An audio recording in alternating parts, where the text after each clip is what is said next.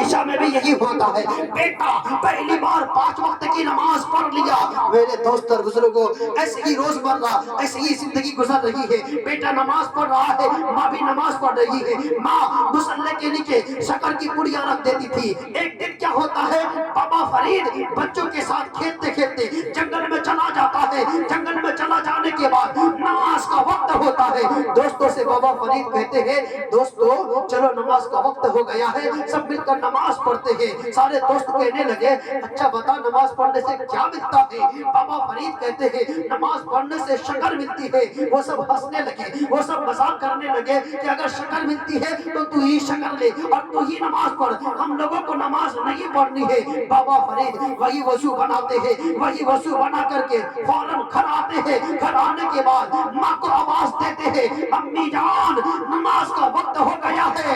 میرے دوست اور بزرگوں, ماں نے کہا جاؤ وضو بنا کر کے آؤ. بابا فرید نے کہا, امی جان آج میں وضو بنا کر کے آیا ہوں, آج میں وضو پہلے ہی سے بنا لیا ہوں. خود ہی مصلی لیتے ہیں اور لینے کے بعد بچھا دیتے ہیں. بچھانے کے بعد نماز شروع کر دیتے ہیں. ماں نے دیکھا, اے پروردگار اب تک میرے بیٹے کے مصلی کے نیچے شکر کی پوری میں رکھ دیتی تھی, اگر میرے بیٹے کے سامنے میں شکر کی پوری رکھوں گی تو بیٹا دیکھ لے گا, دیکھ کر کے یہ سمجھ جائے گا کہ اب تک شکر کی پوری مجھے اللہ نہیں میری ماں دیتی تھی. میرے دوست اور بزرگوں, بیٹا سوچنے لگا, بیٹے کا دل ٹوٹ جائے گا. ماں سوچنے لگی, اتنے میں ماں نے بھی مصلی بچھا دی. بچھانے کے بعد اللہ کی بارگاہ میں اپنے سر کو جھکا دی اور جھکا کر کے رو رو کر کے کہتی ہے, اے پروردگار میرے بیٹے فرید کو یہاں تک لانا میرا کام تھا, اب میرے بیٹے کے سامنے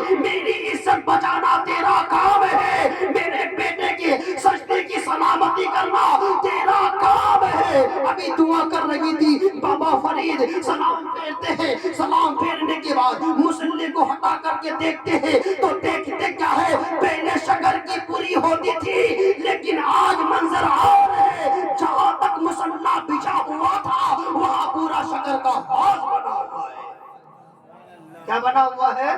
شکر کا حوض بنا ہوا ہے. بابا فرید کہنے لگے, امی جان اب تک شکر کی پوری ملتی تھی, آج تو پورا حوض ہے. ماں نے کہا, بیٹا اب تک تجھے شکر تیری ماں دیا کرتی تھی, آج تجھے تیرے رب نے دیا ہے, آج تجھے تیرے رب نے دیا ہے. اسی واقعہ سے بابا فرید کا نام ہی پڑ گیا. کیا؟